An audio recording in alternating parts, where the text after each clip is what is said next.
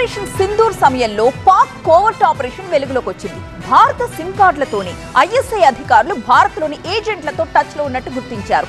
చాలా కాలం పాటు ఉపయోగించని భారత్ సిమ్ కార్డులను ఆపరేషన్ సింధూర్ యాక్టివేట్ చేసినట్లు గుర్తించారు. భారత్లో పాకిస్తాన్ ఐఎస్ఐ మరో కుట్ర బయటపడింది.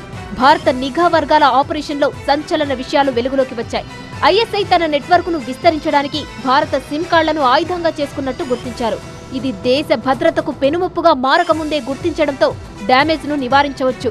చాలా కాలం పాటు ఉపయోగించిన సిమ్ కార్డులను ఆపరేషన్ సింధూర్ సమయంలో యాక్టివేట్ చేసినట్టు గుర్తించారు. పాకిస్తాన్ ఏజెంట్ల దగ్గర భారీ సంఖ్యలో సిమ్ కార్డులు ఉన్నట్టు తెలుస్తుంది.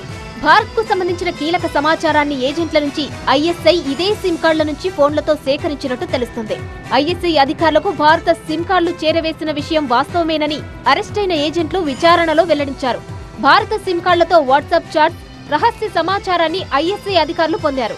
భారత సిమ్ కార్డులను ఉపయోగించి ఐఎస్ఐ ఇండియన్ ఆర్మీ అధికారులను, ఇతర పౌరులను హనీ ట్రాప్ చేసేందుకు ప్రయత్నించింది. కొన్నిసార్లు సక్సెస్ అయింది.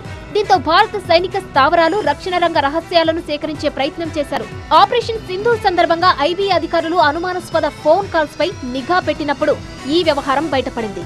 అకస్మాత్తుగా చాలా రోజులుగా ఉపయోగించని ఫోన్ నెంబర్లు యాక్టివేట్ అయినట్టు గుర్తించారు. దీంతో వెంటనే ప్రమాదాన్ని పసిగట్టిన ఐబీ అధికారులు అలర్ట్ జారీ చేశారు.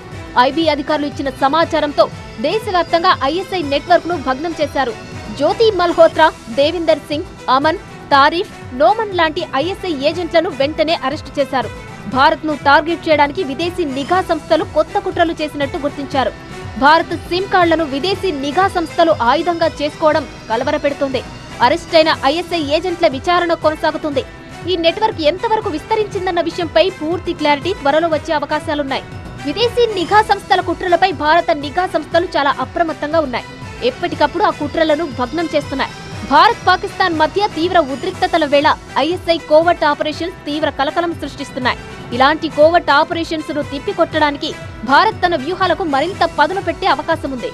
అదే సమయంలో ఐఎస్ఐ నెట్వర్క్ లో ఇంకా ఎవరు ఉన్నారన్న విషయంపై లోతుగా దర్యాప్తు చేస్తున్నారు. భారత్లో ఉగ్రదాడులను పెంచేందుకు ఐఎస్ఐ రకరకాల కుట్రలు పన్నుతోంది.